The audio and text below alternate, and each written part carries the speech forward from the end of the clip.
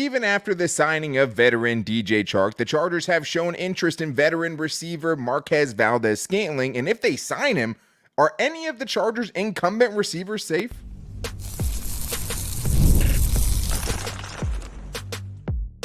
You are Locked On Chargers, your daily podcast on the Los Angeles Chargers. Part of the Locked On Podcast Network, your team every day. What is up, and welcome into the Locked On Chargers podcast. I'm your host, Daniel Wade, joined as always by my co-host, David Drogemeyer, and we've been covering the Chargers together now for 8 seasons, but this is our 6th year as the host of the Locked On Chargers podcast, bringing you your team every day. Thank you guys, as always, for making us your first listen. We appreciate all of the everydayers out there. And to make sure that you never miss the show, go subscribe or follow for free on the Locked On Chargers YouTube channel and listen wherever you get your podcast from. David, what do we got today? Well, Daniel, Jim Harbaugh said competitors are welcome. And there's going to be a ton of competition in that Chargers wide receiver room. It is going to be a blazing battle in this training camp.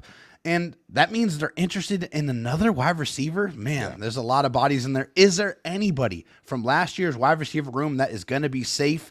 And could this be the season that Tuli Tuipulotu breaks out?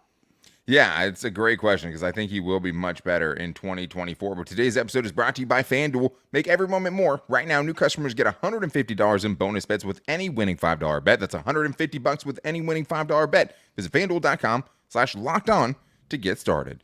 David, I don't think anyone was surprised very much that the Chargers were still interested in wide receiver after the draft, even though when you do the numbers game, it's still like, okay, well, DJ Chark probably balances out one of those 7th round picks potentially, right? Either Cornelius Johnson or Brendan Rice.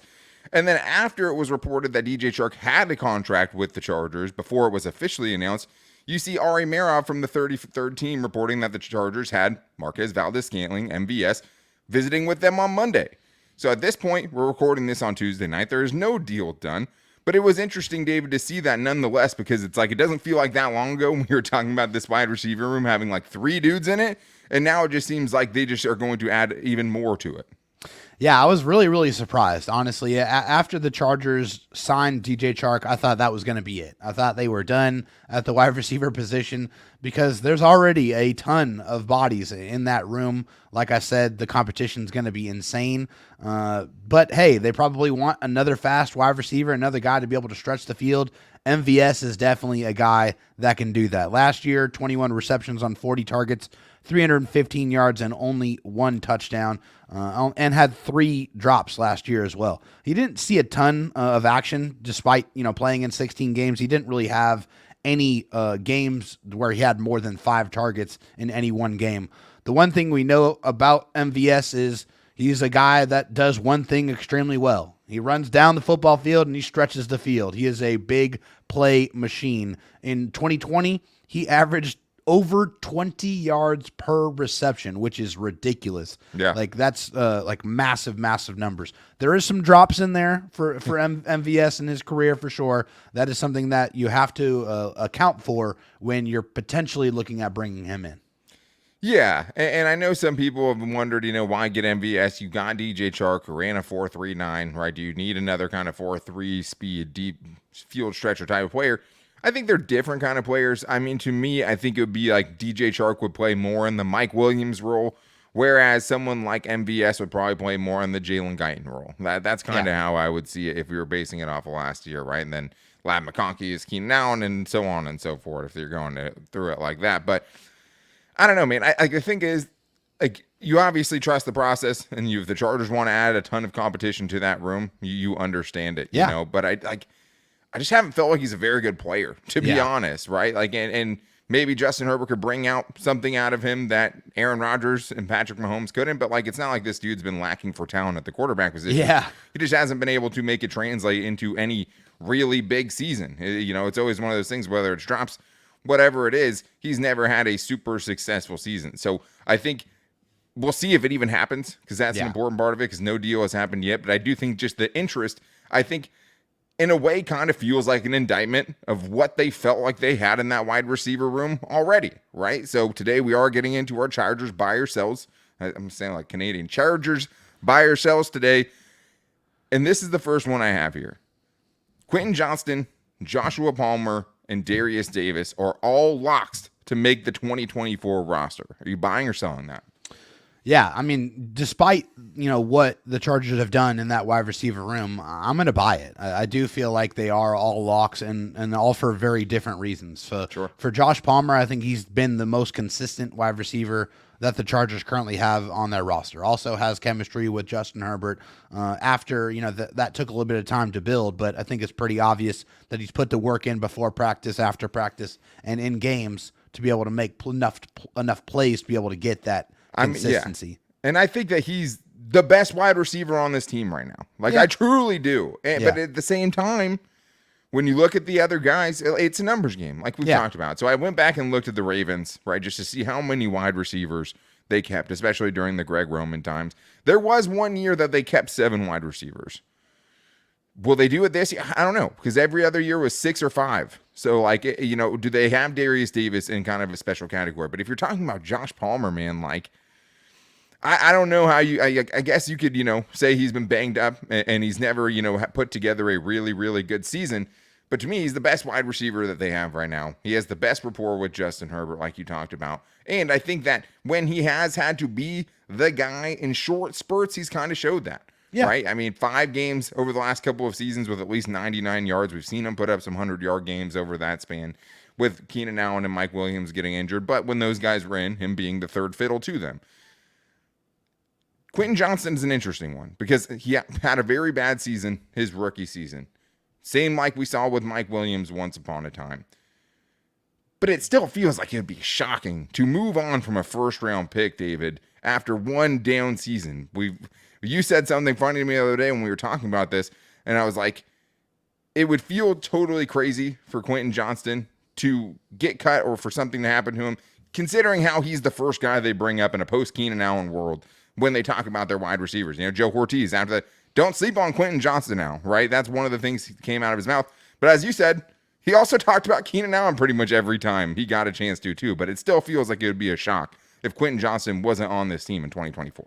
Yeah, also, I think you have to consider the message that would send to the first-round picks that the Chargers would bring in, right? I mean, I know it was not his pick from his regime, but this is his second year. I mean, to be able to sit here and say that it's impossible that Quinton Johnston does not get better in his second year in the NFL, I think. Well, this would be a cut too, right? Nobody's thinking that he's going to get cut before the Chargers go into training camp, right? Yeah, even if MVS comes in, you assume that all of these guys are going to have it, let it play out through the preseason, through training camp, and all these things. It's not like they're going to bring in MVS and to make a roster spot for him, Quinton Johnston, the first-round pick, ends up on the street. And honestly, to the sentiment of what does that say to your first-round picks?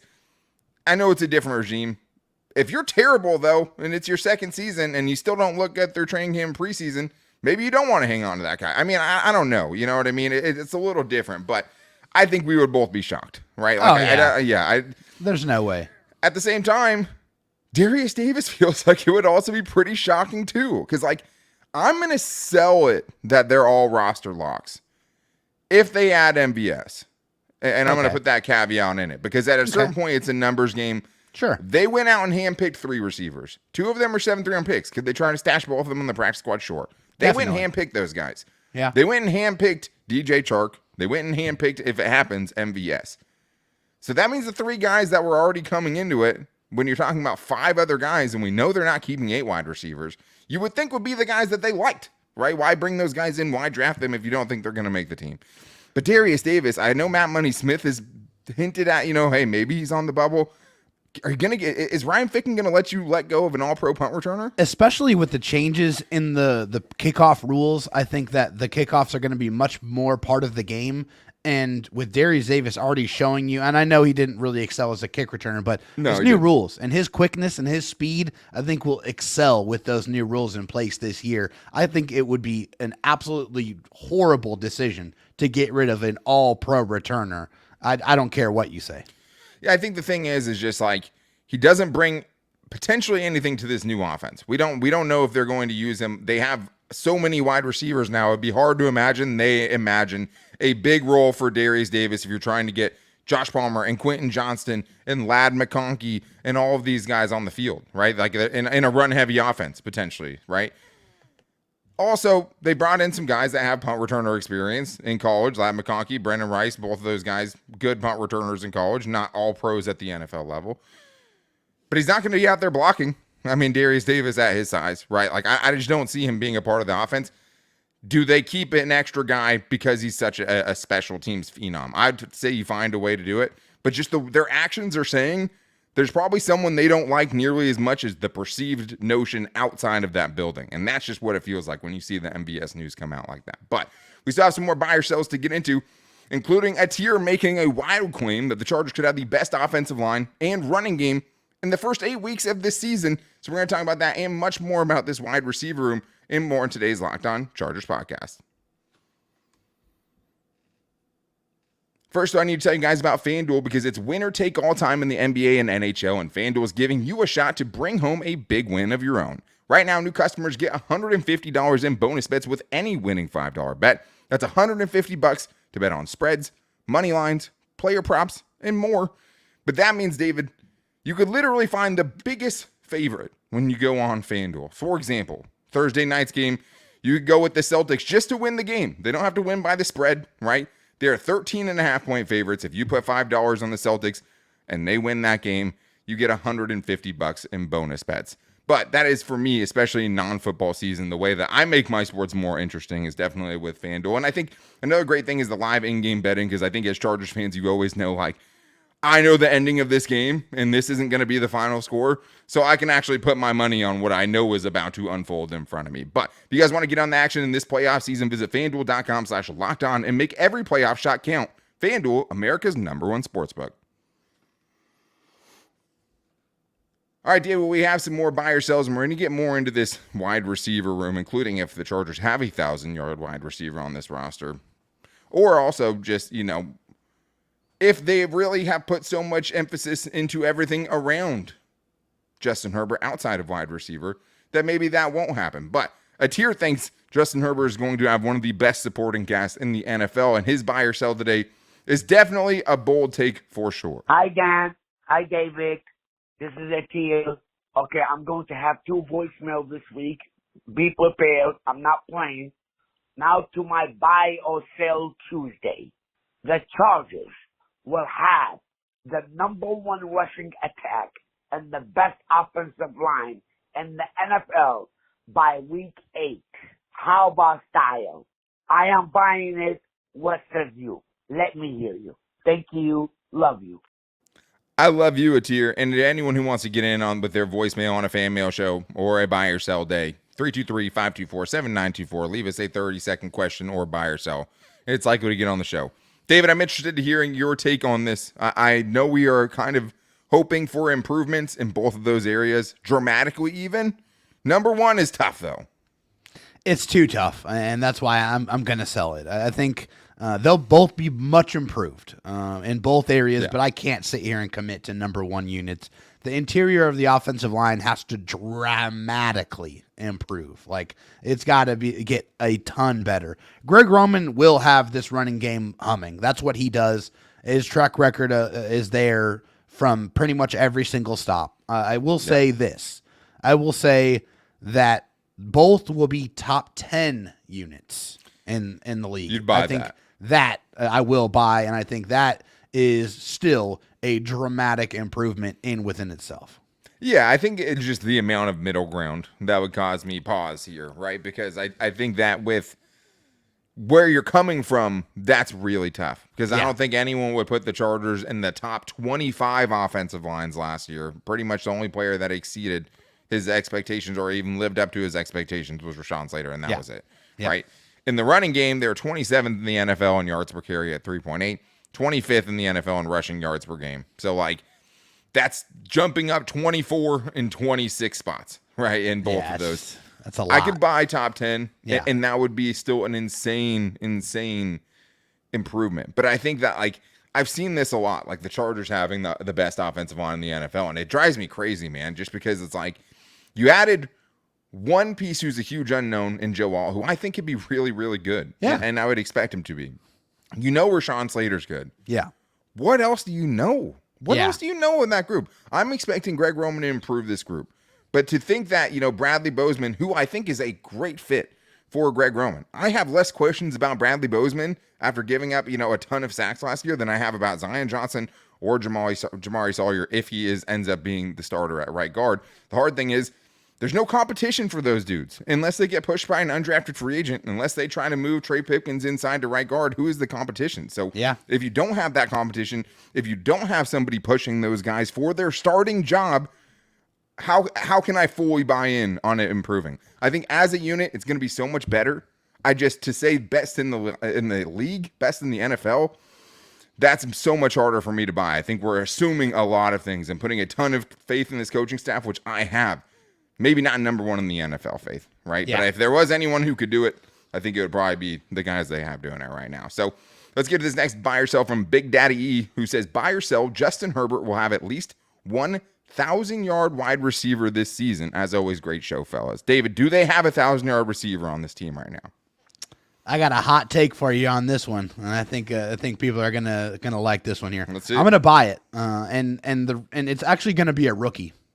Keenan Allen and John Jefferson are the only rookie wide receivers in Chargers history to eclipse 1,000 yards receiving. And Brendan Rice is going to do it this year. Lad McConkey is going to be the next Chargers wide receiver that is going to join that list. I love it. Yeah, I love it. I love the hot take.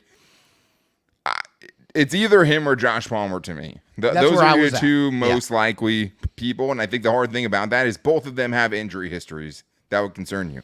The reason that at Georgia, Lad McConkey never put up bananas numbers was not just because he was behind Brock Bowers, but because he had a list of injuries that he went through. Joshua Palmer, when the Chargers kind of needed him to step up and be wide receiver one without Keenan Allen and Mike Williams for parts of last year, he was also banged up, and it has been banged up the last couple of years, even though he's played through a lot of it. I'm going to sell it. But it's not as if it can't happen. I mean, I think when you look at, I went back and looked in Baltimore, there was only 1 year in the 4 years that Greg Roman was the offensive coordinator that they had a 1,000-yard wide receiver or tight end. But just that wide receiver, Demarcus Robinson led that team in 2022 with 458 receiving yards. Oh, God. That was the top receiver that year. Hollywood Brown, 1,008, just got there in 2021. He did not get there in 2020 or 2019. He led the team with 769 in 2020 and 584 in 2019. So pretty hard to be a 1,000-yard receiver, but that was also Lamar Jackson. That's also a much more run-heavy offense when you have a quarterback who's running it a couple hundred times a season. Then in San Francisco, Michael Crabtree did it once in the 4 years, and then Anquan Boldin did it twice. Talk about Michael Crabtree? Michael Crabtree, put some respect on his name. Anquan Boldin did it twice. So 3 out of the 4 years with Greg Roman in San Francisco, they had a 1,000-yard receiver. So I think it can happen in this offense, but it was only ever one guy, and it only happened, 4 out of the 8 seasons between San Francisco and Baltimore. So hard to do it, hard to have multiple guys do it like the Chargers had in 2021 with Mike Williams and Keenan Allen. I just don't see the guy on this roster with the health concerns that could do it. I'm not going to buy in on, Quentin Johnson doing that in a year or two, and just not there. Let's get to this next one here from Nick Skipper, who says, buy or sell, the team will look to trade some of their wide receivers. So I would buy the fact that they would listen. I just don't think that they would get anything back for them. Like, I don't think they have anyone on this roster right now that would fetch them very much. Maybe Lad McConkey could land you a future second-round pick or something like that. But, I don't see where – Keenan Allen went for a 4th-round pick, David. So that's the hard thing. Are you going to trade Josh Palmer for a late 7th-round pick or a pick swap? I wouldn't do that. That's what I was going to say. First of all, it takes 2 to tango, right? You got to have somebody that's going to be interested in one of the guys that you have. And I think you might be able to get something for Josh Palmer, but honestly, I think he's more valuable with the Chargers with the chemistry that he has with Justin Herbert. Yeah, I think if you look at the guys who have seasons similar to that, like to Josh Palmer's best season, which is, over 700 yards, never over 800 in any of his 3 years. Jerry Jeudy went for a 5th and a 6th, and he's had 3 seasons that are better than Josh Palmer's best season. Right. You look at other guys, McCole Hardman, Van Jefferson, Chase Claypool, all kind of project guys that, never really lived up to the hype. All those guys were traded for them in a 7th-round pick for a 6th-round pick. Just the wide receiver market's not there. I know we all like Joshua Palmer. To think that with Keenan Allen getting a 4th-round pick and what some of these other guys are getting moved for, that you could get anything outside of the 6th or 7th round, I think you're just not going to get it. Yeah.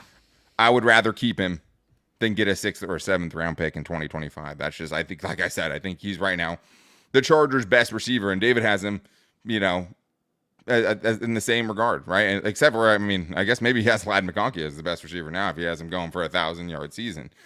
But we do have more buy or sells to get into because we have to get into if this could be Tuli's breakout season. I know I'd love to see it, but can he do it behind guys like Joey Bosa and Khalil Mack in front of him? So we're going to get into that. Potential needs still for the Chargers. Will Justin Herbert hit 4,000 passing yards this year and more on today's Locked On Chargers podcast? First, though, I do need to tell you guys, the game is off right now. We got to pause here to talk more about Monopoly Go, and I know what you're saying, flag on the play. You're always talking about that, but there's just so much good stuff to get to in this game. In Monopoly Go, you can team up with friends for time tournaments where you work together to build up each other's boards. The more you win together, the more awesome prizes you unlock, and there's so much to get. Unique stickers you can trade with friends to complete albums for big prizes, cool new playing pieces to travel the boards with. I know when I would play Monopoly Go, and when I do play regular Monopoly, I'm always like, give me more pieces. I want more different pieces to move around the board with. But with Monopoly Go, it also always feels new and exciting every day with constantly changing tournaments and challenges. A ton include their own unique minigames, like digging for treasure or a robot pachinko machine. And there's always new timed events that help you win big, like massive multipliers for everything you win or rent frenzies. There's always something fun to discover in Monopoly Go, so get off the bench and go download it now, free on Google Play or the App Store. Game on. All right, David, well, let's get into some more Chargers buy or sells here, and thank you to everyone who hit us up on Twitter at LockedOnLAC. And to make sure that you don't miss tomorrow's show, go subscribe or follow for free wherever you get your podcast from and on the Locked On Chargers YouTube channel, because we have one of the best experts on Michigan football coming on tomorrow to talk about not just Jim Harbaugh and Jesse Minter and Ben Herbert, but also Junior Colson and Cornelius Johnson. A lot of guys to talk about. I mean, even there, Carson Barnhart, the guy we talked about on Monday, undrafted free agent. So make sure you guys are back here tomorrow for an episode with Isaiah Holt. Very, very excited to get him on the show. But David, let's continue these buy or sell here's with a big one that we got from Boomer, who's saying buy or sell Tuli breakout season. This one's tough, David, because I think a lot of it has to do with opportunity. And he has two really good rushers in front of him. Yeah, I mean, first I would pose the question: what would constitute as a breakout season? I mean, I think last year, I think if you're talking edge rushers, you're probably talking double-digit sacks, right? Like to me, that's probably the standard of what a breakout season looks like for an edge rusher, even though it's a flawed metric. Right. So we're talking about Tuli, who had this season last year: 53 tackles, 4.5 sacks, 2 forced fumbles, and 7 run stuffs. I think he's in for a very good year. I can easily see him double that sack total from last year, but I think his true breakout is going to be in 2025 because of what you just said of who's in front of him, Khalil Mack and Joey Bosa. I just think that he needs to wait for him to be one of the guys, one of the premier edge rushers, one of the top guys on the team, and right now he's just not that, and I think you want to hope that you can get a full season out of Joey and Khalil. Probably not going to happen, just what history has told us. But I think his true breakout year will be 2025. Yeah, I'll sell a full breakout season just because I'd hate to project an injury, even with Joey Bosa's injury history. Obviously, if you were to get hurt early in the season, Tuli would have a great chance to break out, and I think that he could definitely do it under Jesse Minter as one of the top 2 edge rushers on this team. And I also think with someone like Jesse Minter, he's going to be doing whatever he can to get all 3 of these guys on the field at the same time, which was an unstoppable trio when the Chargers had them all together in 2023, even with Brandon Staley coaching this team. I do think that if he can make the leap he had from his last year in college to his first year in the NFL, like that'll be as close to a breakout you're going to see with as many snaps as he's going to get on this team. I mean, where he was last year compared to his final year at USC, insane. I mean, the body type was totally different, kind of committed fully to just being an edge rusher, wasn't rushing as much on the inside anymore. And I think the other thing here, too, is just like his game hit a rookie wall last year. Playing more games than he'd ever played in any kind of college season was, I think, something that definitely affected him later on in the year. And I think that his pass rush arsenal is only going to develop over the offseason, because if he works in the offseason anywhere near how he plays when he's on the field, that dude has a crazy work ethic and is putting everything he possibly can into improving his game every offseason. So let's get to this next buy or sell here from Mark Catlin, who says, buy or sell, the Chargers still need to address cornerback, safety, and defensive tackle. David, you buying or selling that? Yeah, I'm going to buy it. I definitely feel like there's still work to be done. I think, personally, the Chargers might feel like they're done at the cornerback position, but I would not hate them grabbing another veteran to add to that room. I think it is still pretty young, pretty inexperienced there. They definitely need a free safety. I've been saying that for a long, long time. They just don't have anybody that's proven at that specific type of position. Alohi Gilman and Derwin James are mostly both the strong safeties. So, and then defensive they're just tackle, only two guys you feel good about, right? Right, That's exactly. pretty much it. Yeah. And then defensive tackle, yeah, they could add another body there. I mean, I think somebody brought up a Calais Campbell. That might, make a ton of sense there as a former Ravens guy there, and a veteran to add to that defensive line rotation. Yeah, and I mean, an obvious short-term stopgap until you can kind of get more players in there that resemble what Jesse Benter wants the interior of that line to look like. You only drafted Justin Aboigbe in the 4th round, who we're bullish on. But besides that, it's Poona Ford, Morgan Fox, Tito Abonia, and Scott Matlock. A lot of unprovens. A lot of, kind of bounce-back candidates potentially, but you're going to need a lot of those guys to bounce back if that's going to be a formidable interior. I mean, I don't think there's one single guy in that room right there that blows you away by any means or that you feel like you could totally trust 100% being on the field for all 3 downs. I think it's going to be a committee. But yeah, I think you'd feel more comfortable at every single one of those spots if you had veterans there pushing the backups at the very least and getting better depth at those spots, because at safety, your depth is, emergency lights flashing everywhere. Defensive tackle, you feel maybe you have some depth, the top end talent you're not really sure about. And cornerback, Christian Fulton, you're hoping for a bounce back. Asante Samuel Jr., you're hoping fits. You don't have a potential starting slot right now outside of Jasir Taylor, who got benched to that position last year, outside of rookies and guys that are going to be trying out for that spot. So I think all of those you'd feel better if you had a veteran. So we do have a voicemail here from Griffin, who's calling into the show today. Let's see what Griffin has for us. Hey guys, Griffin here. I was wondering if you were buying or selling Justin Herbert getting 4,000 yards this season. Thanks. Bolt up. Bolt up to you, brother. David, this is kind of like the 1,000-yard receiver thing to me a little bit, because I think the offense has a lot to do with it. Are you buying or selling it?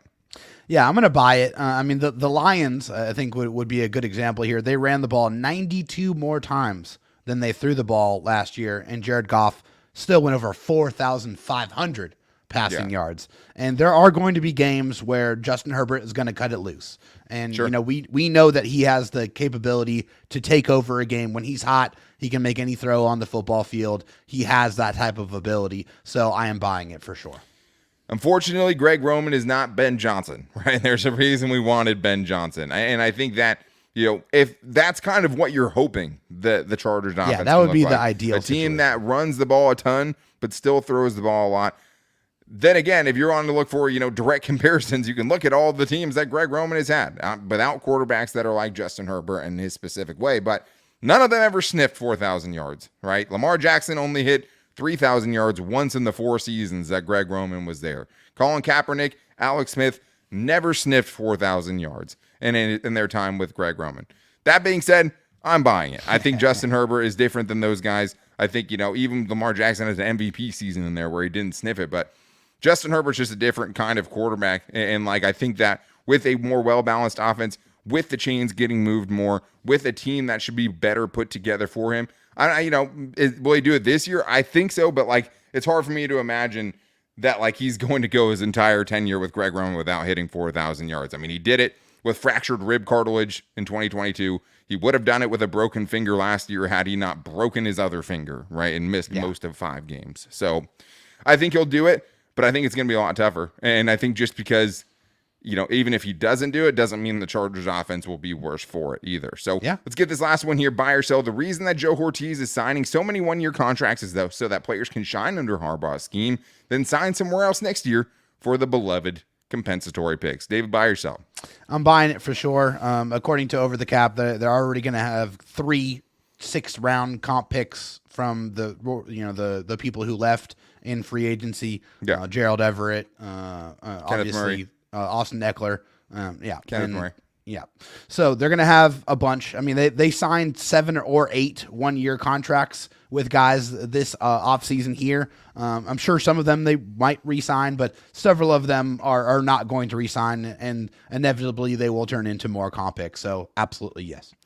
I sell that that's the reason he's doing it, but I think that that's a very obvious upside to doing it this way. I think the reason he's doing it is because he doesn't want to see the Chargers put in a salary cap situation that they were this year. He's keeping flexibility for future seasons. I think when you have a quarterback like Justin Herbert, who's going to have the cap hits that he's going to have in 2025 and beyond, you don't want to do the J.C. Jackson type of contracts and really jeopardize how much space you have in the future. So I think all of these one-year deals, yes, it's nice because you're kind of getting bounce back candidates and guys, you need a ton of guys. It was a depleted roster that they took over.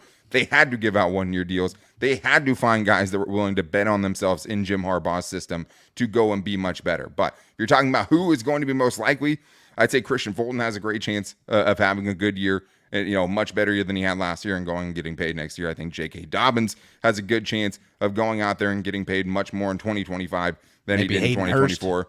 Hayden Hurst, Bradley Bozeman, two other guys that are still at the age where they could get a couple-year contract next year. So I like it, and I think that will be a benefit of it. But I think it's mostly just about financial flexibility, keeping the big picture, and keeping that in mind instead of being frivolous and doing things that are going to hurt you in the future, which is what the last regime did in a kind of all-in year last year and put Joe Ortiz in the spot where he had to trade Keenan Allen, basically. So you hope to never have to do that again. I think it's smart the way that they have done it, and I think it's impressive the amount of guys they've been able to sell on that vision that, hey, come here, we'll be able to recoup that value. Something we wanted Brandon Staley to do, right? Something we thought Brandon Staley would do for a long time. But you come to Jim Harbaugh's team, you're going to be better, you're going to be tougher, you're going to be healthier, and you're going to get paid afterwards. And I think that's the message they're sending. I think it's worked pretty well so far with the guys they've gotten to buy in on it. But that's going to wrap things up for today's show. Make sure you're back here tomorrow for Locked On Wolverines host Isaiah Hole, who's coming on to talk about Jim Harbaugh and all of the Michigan Wolverines